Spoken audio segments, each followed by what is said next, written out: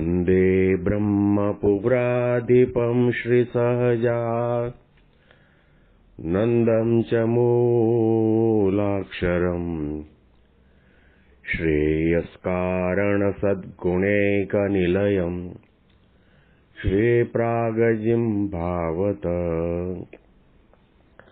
ब्रह्मोपासनधारकं गुरुहरिं यज्ञं तथा योगिनं प्रीत्येवं प्रमुखं महन्तमनिशं श्रीजे स्वरूपं मुदा। महिमानो महिमा प्रवचन माळाમાં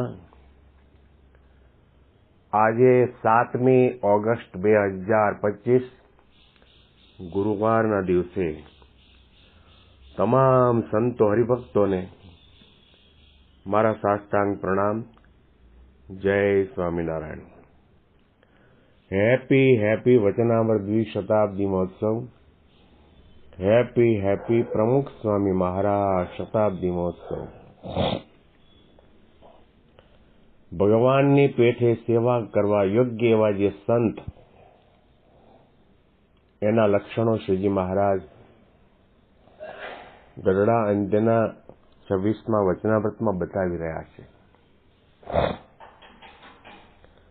આનો અર્થ એટલો જ થાય છે કે આવી પ્રકારની વાતો કરીને, લક્ષણોની વાતો કરીને મહારાજ એમ કહેવા માગે છે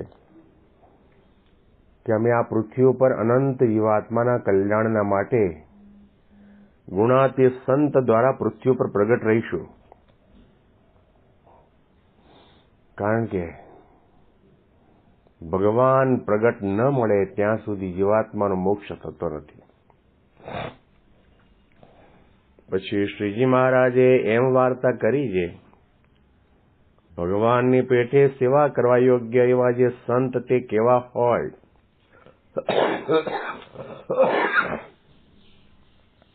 તો ઇન્દ્રિયો અંતઃકરણ આદિ જે માયાના ગુણ, તેની જે ક્રિયા તેને પોતે દાબીને વર્તે, પણ એની ક્રિયા એ કરીને પોતે દબાય નહીં અને ભગવાન સંબંધી ક્રિયાને જ કરે અને પંચવર્તમાનમાં દ્રઢ રહેતા હોય અને પોતાને બ્રહ્મરૂપ માને અને પુરુષોત્તમ ભગવાનની ઉપાસના કરે, એવા જે સંત તેને મનુષ્ય જેવા ન જાણવા અને દેવ જેવા પણ ન જાણવા.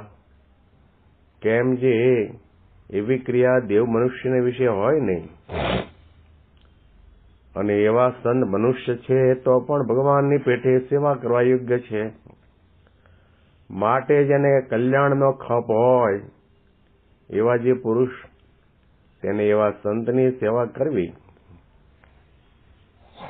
આ વચનામૃત ઘણી વખત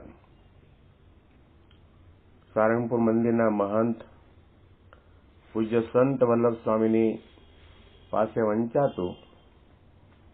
એમાં મહારાજે એવા શબ્દો મૂક્યા કે એવા સંત છે એને મનુષ્ય જેવા ન જાણવા અને દેવ જેવા પણ ન જાણવા.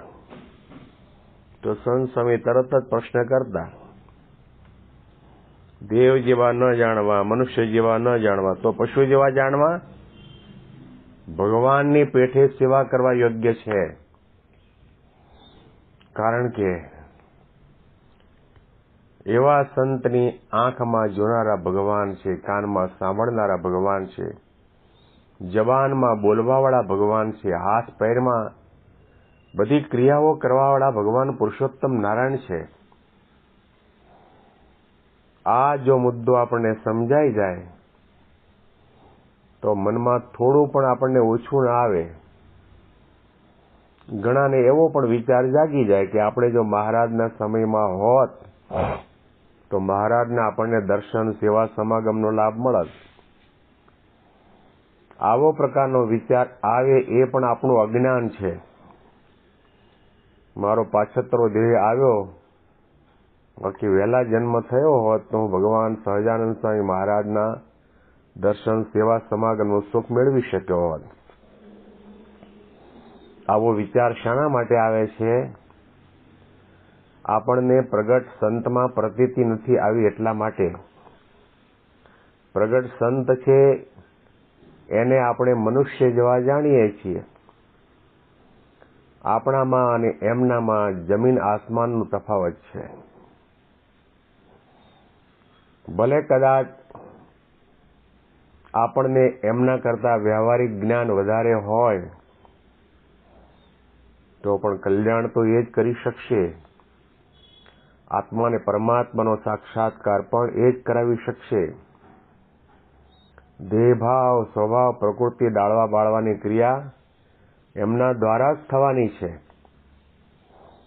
શાસ્ત્ર માત્રનો સાર આ છે કે એવા સંત છે ભગવાનનું હરતું ફરતું સ્વરૂપ છે.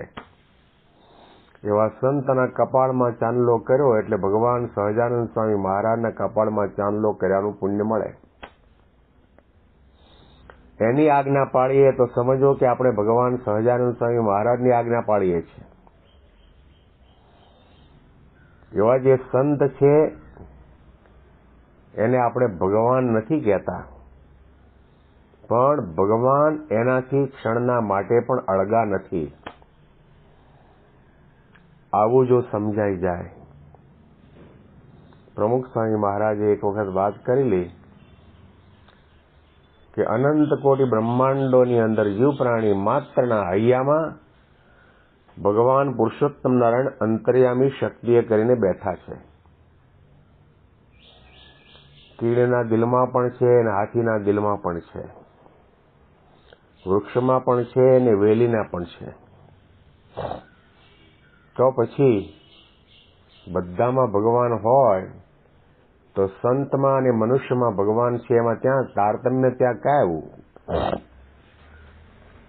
પ્રમુખ સ્વામીએ કહ્યું કે આપણામાં ભગવાન છે વાત સાચી, પણ ભગવાન સિવાયનો દુનિયાભરનો કચરો આપણા દિલમાં દિમાગમાં બેઠો છે. જ્યારે આવા ગુણાતી સંત એમના દેહમાં, એમના નેત્રમાં, એમના ઇન્દ્રિયો અંતઃકરણમાં ભગવાન સિવાય બીજું કંઈ જ નથી, કંઈ જ નથી, કંઈ જ નથી. आदम को खुदा मत कहो, आदम खुद खुदा नहीं, लेकिन खुदा के नूर से आदम कभी भी जुदा नहीं. સંત અને ભગવંત અને અવિનાભાવ સંબંધ છે. જ્યાં સંત છે ત્યાં ભગવાન છે. ભાગવતની અંદર કહેવામાં આવ્યું, સાધવો હૃદયમ મહ્યમ સાધુનામ હૃદયમ મહમ બદ અન્યત્તેન જાનંતે નાહમ તેભ્યો મનાગપી. સંતો મારું હૃદય છે અને સંત મારું હૃદય છે. એનાથી ભગવાન ક્ષણના માટે પણ અળગા થતા નથી. આ વાત સમજાણી હોય તો ક્યારેય મનમાં મોડો વિચાર ન આવે. બળમાં અને કેફમાં આપણને આનંદના હિલોળા લેતા રહીએ. નિષ્કુળાનંદ સ્વામી એટલા માટે તો ગાયું છે, ધન્ય ધન્ય આ સંત સુજાણને, જેનું ઉલટી પલટ્યું આપ, સંત તે સ્વયં હરી. જેની આંખમાં જોનારા શ્રી હરી, જેના પાવમાં પ્રભુના પાવ, સંત તે સ્વયં હરી. નિષ્કુળાનંદ સ્વામીને મહારાજનો સિદ્ધાંત બહુ સારી રીતે સમજાણા છે. એટલા માટે એમને થડકો નથી થયો. સંત તે સ્વયં હરી. એ સંત જ આપણને ભગવાનનો ભેટો કરાવે છે. સંત જ આપણને આત્મા અને પરમાત્માનો સાક્ષાત્કાર કરાવે છે. આ વાત જો સમજાણી હોય તો પછી ક્યારેય મનમાં ઓછું ના આવે. આપણું કલ્યાણ થશે કે કેમ, આપણા સ્વભાવ પ્રકૃતિ દોષો ટળશે કે કેમ, આવો પ્રકારનો મોડો વિચાર આપણને ક્યારેય ન જાગે. મહારાજના શબ્દોને ધારવાની, વિચારવાની જરૂર છે. આવા શબ્દો મહારાજે લખ્યા છે. ભલે ગુણાતીતાનંદ સ્વામીનું નામનો ઉલ્લેખ નથી કર્યો, પણ આ જે શબ્દો છે અક્ષર બ્રહ્મ માટે છે. અનાદિકાળથી પુરુષોત્તમ નારાયણ અને અનંત મુક્તો જે અક્ષરધામની અંદર અક્ષર બ્રહ્મમાં રહ્યા છે એનો મહિમા છે. આના અનુસંધાનમાં વિશેષ વાતો આપણે આવતીકાલના પ્રવચનમાં સાંભળીશું. તમામ સંતો હરિભક્તોને મારા સાષ્ટાંગ પ્રણામ. જય સ્વામિનારાયણ.